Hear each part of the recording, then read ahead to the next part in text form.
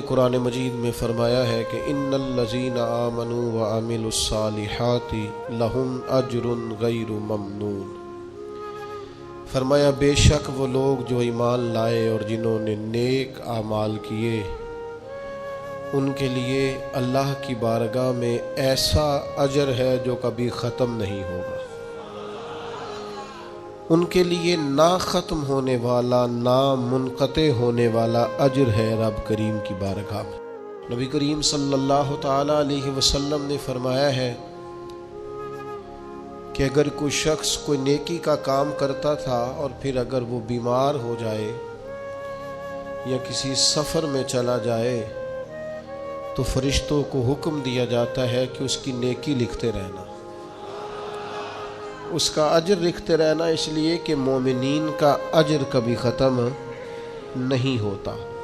آپ کبھی غور فرمائیں کہ جب اتنا کسی کو اجر ملتا ہے، اتنا اجر ملتا ہے کہ وہ کبھی ختم نہیں ہوگا، تو پھر کرنے کا کام یہ ہے کہ ہم خیر کے کاموں کی منصوبہ بندی کریں، ہر وقت کوئی نہ کوئی عمل صالح کریں۔ کسی شخص کو اگر پتہ چل جائے نا کہ اس بزنس میں پرافٹ ہی پرافٹ ہے، اس کے اندر نفع ہی نفع ہے، تو وہ تو اس کی کئی برانچیں بنانی شروع کر دیتا ہے۔ وہ کہتا ہے یہاں بھی کھول لوں، یہاں بھی کھول لوں، یہاں بھی کھول لوں۔ تو بھئی نیک اعمال ایسا اجر والا عمل ہے کہ جس کا اجر کبھی ختم ہی نہیں ہوگا۔ اب کیا کرنا چاہیے؟ اب بہت سارے نیک اعمال کی منصوبہ بندی کرنی چاہیے۔ اور وہ عمل کیسے کرنے ہیں؟ دو تین چیزیں ہیں۔ سب سے پہلی، کوئی بھی نیک عمل کریں تو اپنی نیت کو درست کریں، حسن نیت کو اپنائیں۔ نیتوں کا بگاڑ، ارادوں کی خرابی، یہ اچھے بھلے اعمال کو ضائع کر دیتی۔ جب ہماری طبیعت اس طرح کی ہو کہ ہم اچھی نیتوں کے ساتھ آگے بڑھیں، خیر کے ارادوں کے ساتھ آگے بڑھیں، ہم اس دین کے ماننے والے ہیں جس پر قیامت والے دن ان اعمال کا بھی اجر ملے گا جو کیے ہی نہیں ہوں گے، تو پوچھا جائے گا مالک یہ تو عمل کیا ہی نہیں، تو فرمائے اس کا ارادہ تو کیا تھا نا، نیت تو تھی نا، تم خالص تو تھے نا، موقع نہ بن سکا، تمہارے لیے اسباب نہ ہو سکے، لیکن اجر تو ملا۔ اور امام غزالی فرماتے ہیں کچھ اعمال لے کر فرشتے اللہ کے حضور حاضر ہوں گے، رب کریم فرمائے گا واپس لے جاؤ ان اعمال، میرے لیے نہیں کیے، یہ تو کسی اور کو دکھانے کے لیے کیے۔ حسن نیت، اچھا ارادہ، پروگرام اس طرح کا جس میں اللہ کی رضا شامل ہو۔ آپ جب تک نیت کا وضو نہیں کرتے، ارادوں میں اخلاص پیدا نہیں کرتے، اور ہم لوگ جب تک اپنے معاملات میں آگے جانے کے لیے محض اللہ کی رضا کو پیش نظر نہیں رکھتے، اتنی دیر تک عمل بیکار ہے۔ اس لیے کہ نبی پاک صلی اللہ تعالی علیہ وسلم نے فرمایا رب نہ تمہارے مالوں کو دیکھتا ہے نہ تمہارے چہروں کو دیکھتا ہے، وہ تو تمہارے دلوں کو دیکھتا ہے۔ تو سب سے پہلے تو باطنی طور پر یہ بہت سارے لوگ ایسے ہیں زندگی میں آگے جانا چاہتے ہیں، بڑھنا چاہتے ہیں، لیکن ان کے ساتھ حسن نیت کا ساتھ نہیں، ارادوں میں خلوص نہیں، وہ جو منصوبہ بندی بنا رہے ہیں اس کے اندر اللہ کی رضا شامل نہیں۔ تو مجھے بتائیے جب اللہ کی رضا ہی شامل نہیں ہوگی تو اللہ کی مدد کیسے شامل ہوگی؟ اللہ کی مدد اس کام میں شامل ہوتی ہے جس میں اللہ کی رضا مطلوب ہو، اور جب مطلوب ہی اللہ کی رضا نہ ہو، دنیا داری، شہرت، پیسہ، مال، دولت، کچھ مل جائے، کچھ اصول ہو جائے، مجھے بھی کچھ جاننے لگ جائے، تو پھر جس طرح کی نیتیں ہوتی ہیں اسی طرح کا اس شخص کو اس کا پھل بھی دیکھنے کو ملتا ہے۔ سب سے پہلے تو اچھی نیت کسی بھی عمل کے لیے، اور اس کے فوراً بعد مناسب منصوبہ بندی۔ مسلمانوں کا آج سب سے بڑا مسئلہ یہ ہے کہ یہ کام کرتے ہیں لیکن کسی منصوبہ بندی کے تحت نہیں کرتے۔ ہم اپنے کاموں کو مرتب نہیں کرتے، نظم و نسق کا حصہ نہیں بناتے، ہمارے کام بے ترتیب ہوتے ہیں، الجھے ہوئے ہوتے ہیں۔ ہم جن پیارے نبی کریم صلی اللہ تعالی علیہ وسلم کے غلام ہیں، حضور ہر کام کرتے تھے تو مناسب منصوبہ بندی کے ساتھ فرمایا کرتے۔ جنگ بدر کا موقع ہے تو نبی پاک علیہ السلام نے پہلے مجلس مشاورت منعقد کی ہے, صحابہ سے رائے لی ہے, اس کے بعد صفوں کو سیدھا کرایا, ہر آدمی کی اس مقام پر ڈیوٹی لگائی, اور پھر اللہ کے محبوب نے مصلی بچھا کے اللہ سے مدد کا سوال کیا. جنگ احد کا موقع ہے تو سرکار نے ڈیوٹیوں کو تقسیم فرمایا. ایک چھوٹا سا حصہ صحابہ کا, ایک جماعت جس کی ڈیوٹی تھی کہ یہ درہ تم نے نہیں چھوڑنا, تو ایک درہ ہی چھوڑا انہوں نے, تو اس کا نتیجہ بہت ساری شہادتوں کی صورت میں سامنے آیا ہے. جنگ خندق کا موقع ہے تو سرکار کی منصوبہ بندی دیکھیں. 10,000 کا لشکر مدینے پہ حملہ آور تھا, ٹھنڈ تھی, قحط تھا, تو مدینے کے تینوں جانب تو مکانات تھے, کافر داخل ہی نہیں ہو سکتے تھے, کونا خالی تھا. تو نبی کریم علیہ السلام نے صحابہ سے مشورہ کیا تو حضرت سلمان فارسی نے کہا خندق کھود لینی چاہیے. اس خندق کو کھودا گیا, اور پھر وہ 10,000 کے لشکر کو جس طرح روکا گیا ہے اور جس طرح وہ ناکام ہو کر لوٹ گئے ہیں, اللہ تبارک و تعالی نے اس کو فتح عظیم مسلمانوں کی بنا دیا. فتح مکہ کا موقع آپ دیکھ لیں تو حضور کی منصوبہ بندی دیکھیں. سب سے زیادہ دینی لوگوں کو ضرورت ہے مناسب منصوبہ بندی. او اللہ خیر کرے گا جی, او بسم اللہ جی تسی آ جاؤ. او خدا کے بندے, جن بزرگوں کا آپ نام لے رہے ہیں اور جس دین کی آپ بات کر رہے ہیں, وہ دین ہی منصوبہ بندی کا حکم دیتا ہے, حکمت عملی سے اور تدبر سے چلنے کی بات کرتا ہے. وہ دین ہی کہتا ہے کہ آپ چیزوں کو مرتب کر کے کریں, بے ترتیب اور بے ڈھنگے. یعنی ایک شخص کے بکھرے ہوئے بال تھے, الجھی ہوئی اس کی حالت تھی, تو نبی پاک علیہ السلام نے دیکھ کے فرمایا کتنا اچھا ہوتا اگر یہ کنگھی کر لیتا, تو یہ سوار لیتا اپنے آپ کو. پسند کیا نبی پاک. آپ اچھی منصوبہ بندی کے ساتھ آگے بڑھیں. آپ کسی کام کے لیے لوازمات بھی جمع کریں, پر آپ کا اس کے لیے طریقہ کار مرتب کرنا. ایک بڑی سادہ مثال ہے, کام کو کام سکھاتا ہے.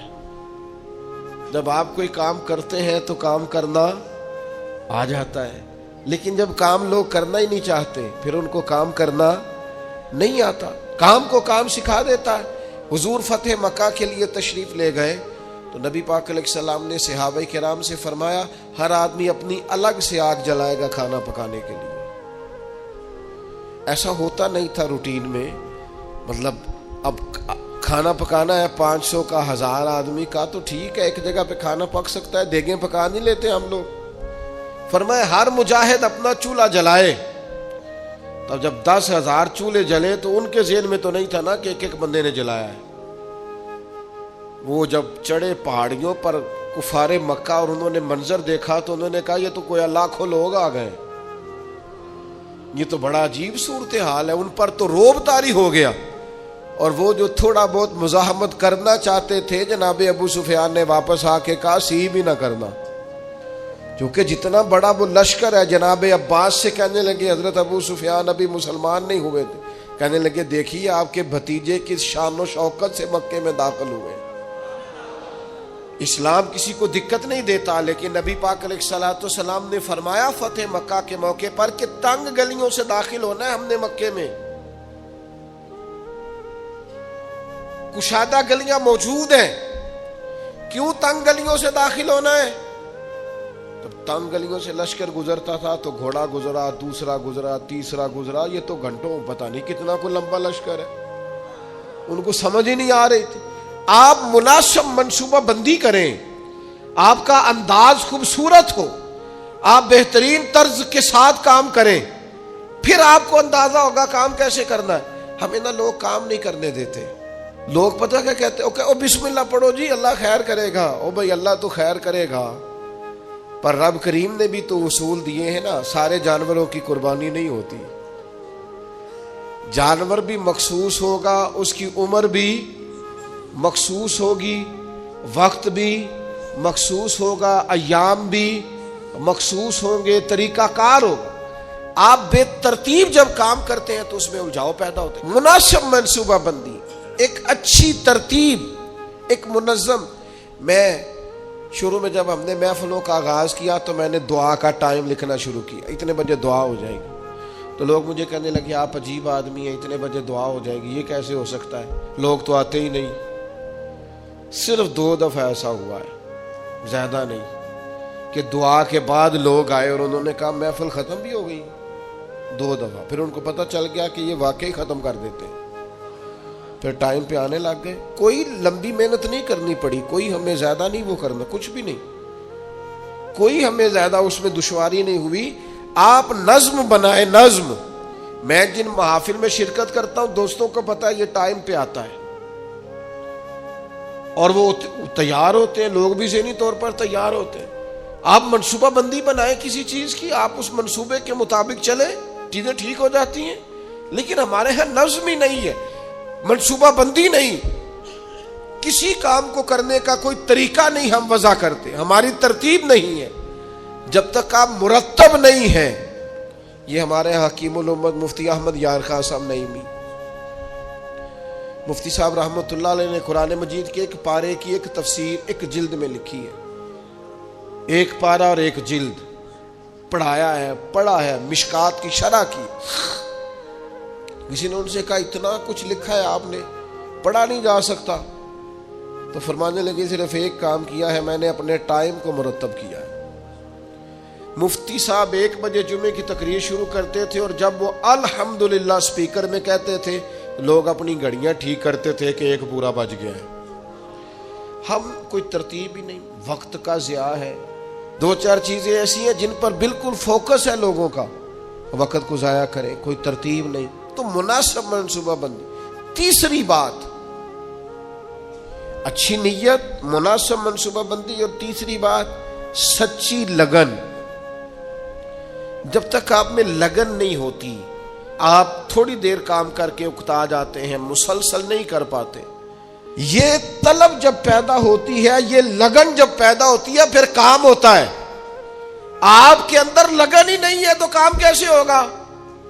وہ تڑپ ہی نہیں ہے، کچھ کرنا ہی نہیں چاہتے، مزاج ہی نہیں ہے، کیسے کام ہوگا؟ کام ہو جاتا ہے، صرف اس کے لیے آپ مسلسل محنت کریں۔ مسلسل پتھر پہ پانی پڑے متصل تو بے شبہ گھس جائے پتھر کی سیل۔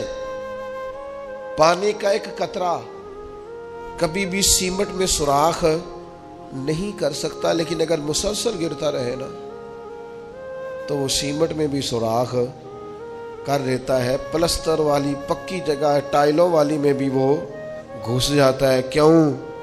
کہ مسلسل ہے نا، استقامت ہے نا، لگن ہے نا، لگن سے کام کریں۔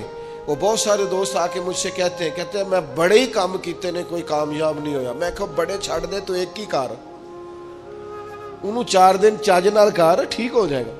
تو بڑے کرنے کے چکر میں کوئی بھی نہیں ہوتا۔ ایک کریں، لگن سے کریں، محنت سے کریں، جد و جہد سے کریں، اپنی ساری صلاحیتیں لگا دیں۔ آپ اس کے اندر پورے طور پر لگ جائیں، آپ مضبوط ہو جائیں گے، آپ کے اندر توانائی آ جائے گی۔ تو ایک تو اچھی نیت، مناسب منصوبہ بندی، اور پھر اس کے بعد لگن، اور پھر چوتھی بات کہ آپ اس کام کو جب آپ نے کر لیا، وہ پایا تکمیل تک پہنچ گیا، اب آپ نے کہنا ہے میں نے نہیں کیا، یہ میرے رب کریم نے کیا۔ اب آپ کی طبیعت کا شکر، آپ کے مزاج کا ٹھہراؤ، اب آپ کے اندر کی عاجزی، یعنی نبی پاک علیہ السلام 10,000 کا لشکر لے کر مدینہ طیبہ میں داخل تو ہو گئے، لیکن حال یہ ہے کہ سرکار نے کالا امامہ باندھا ہوا ہے، اونٹنی پر سوار ہے، اور حضور نے یوں گردن جھکائی ہوئی ہے کہ کئی دفعہ اونٹنی کی گردن سے بھی سرکار کی گردن نیچے دکھائی دیتی ہے بظاہر۔ کیوں؟ کہ سرکار نے اپنا سارا اپنے رب کی بارگاہ میں جھکا دیا کہ جو کچھ ہے مالک کا ہے۔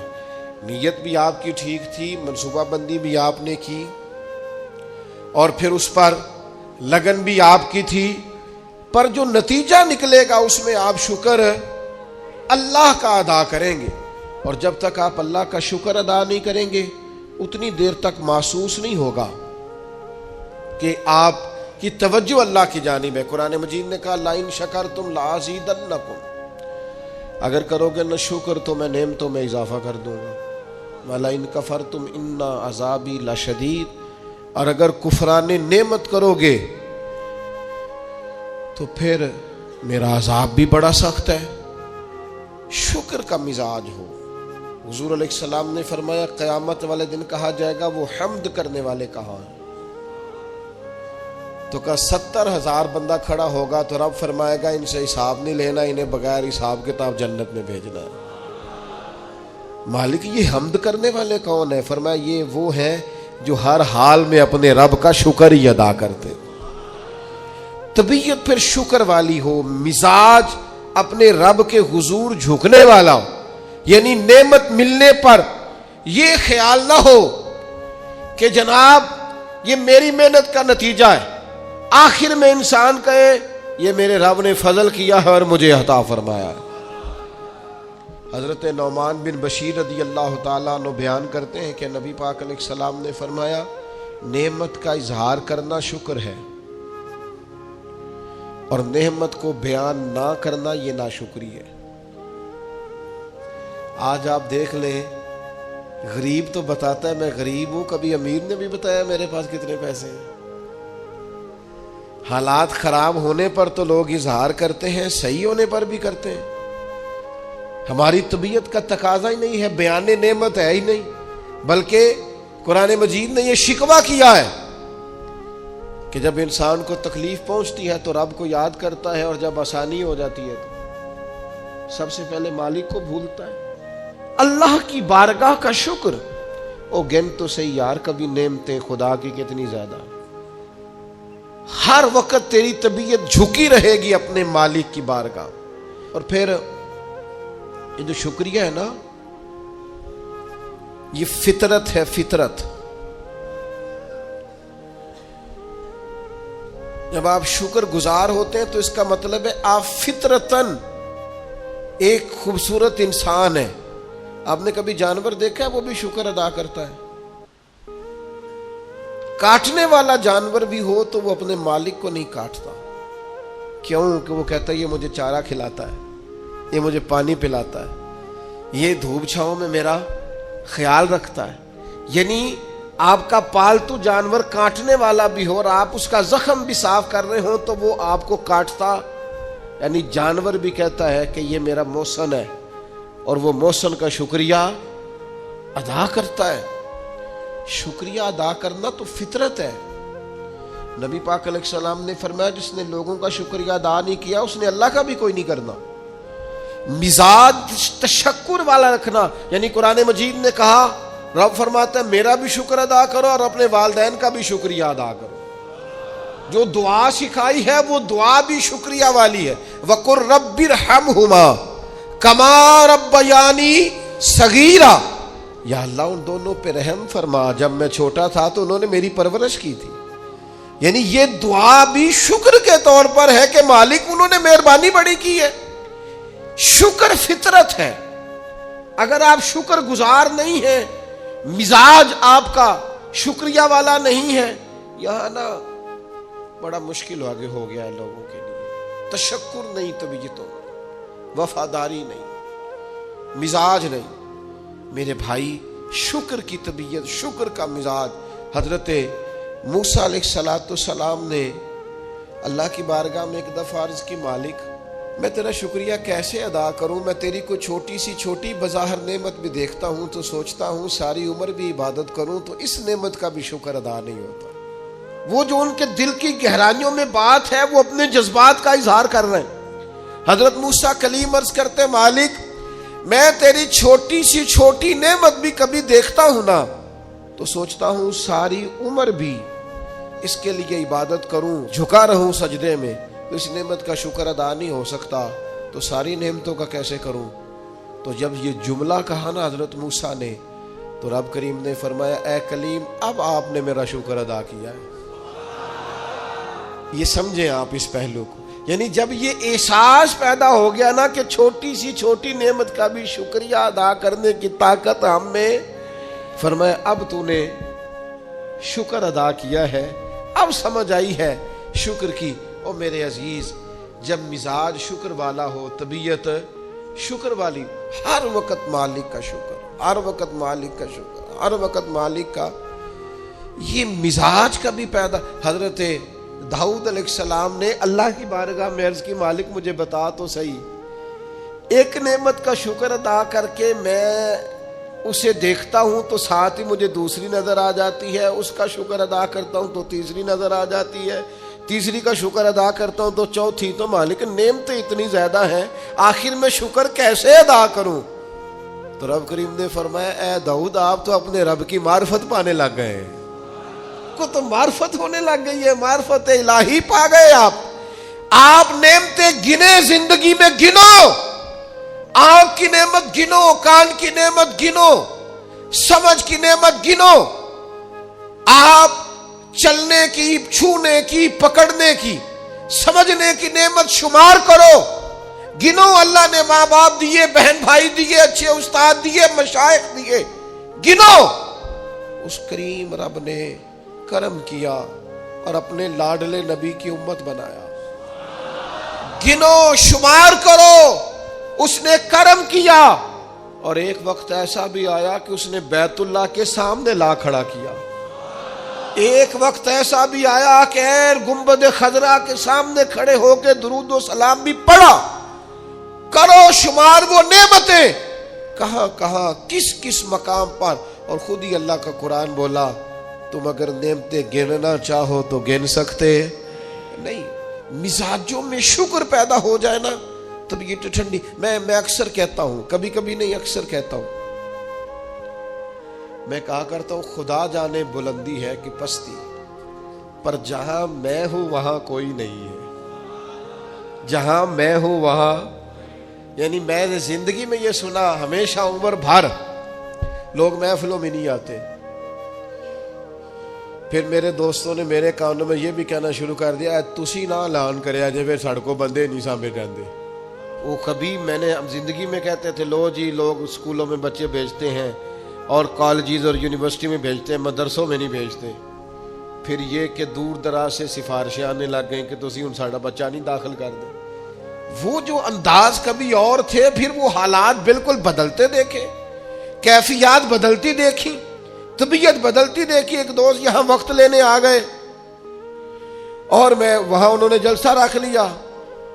میں نے ان سے کہا بھی سادے سے آدمی تھے، میڈیا سے ذرا واقف نہیں تھے، پرانے آدمی تھے، بزرگ تھے. تو میں نے ان سے کہا کہ میں آ جاؤں گا، لیکن یہ کہ مہربانی یہی ہے کہ آپ تھوڑا سا کوئی اور اہتمام کر لیں. کہنے لگے نہیں آپ کو ہی آنا. پھر میں چلا گیا، ہو کے آیا. سارے لوگوں نے زندگی بھر کا ہے دوبارہ کدو ٹائم دیا گے. انہوں نے آخیا تمہیں اگوں نہیں بلانا. میں کہ دی کی وجہ ہے؟ انہیں کہ ادھی تے مسیت دے چھڑن لگے سن بندے ساڈی، پرانی مسیت ساریاں چھتاں بھر گئیاں. تو بھئی ہمارے بس کی بات نہیں ہے. خدا جانے بلندی ہے کہ پستی، پر جہاں میں ہوں وہاں کوئی نہیں. آپ مزاج شکر والا پیدا کریں، طبیعت شکر والی. میں نے زندگی میں صرف ایک ہی چیز محسوس کی ہے کہ یار جتنی نعمتیں ہم ان کا شکر ادا کرنے کی طاقت ہی نہیں رکھتے. مزید کا سوال تو تب کرے نا کس منہ سے مزید مانگے. جو ہے ان کا شکر ہی نہیں ادا ہو پا رہا، شکریہ ہی نہیں ادا کر پاتے. تو پہلی بات تو یہ کہ اچھی نیت اپنائیں، دوسری بات یہ کہ منصوبہ بندی کریں، تیسری بات یہ کہ لگن سے کام کریں، چوتھی بات یہ کہ جب کام ہو جائے تو پھر اپنے رب کا اور خوب ادا کریں، اور خوب ادا کریں، اور اپنے دل کو پورے طور پر تیار کریں اور ذہن سازی کریں اپنی کہ میں نے اپنے مالک کا شکر ادا کرنا.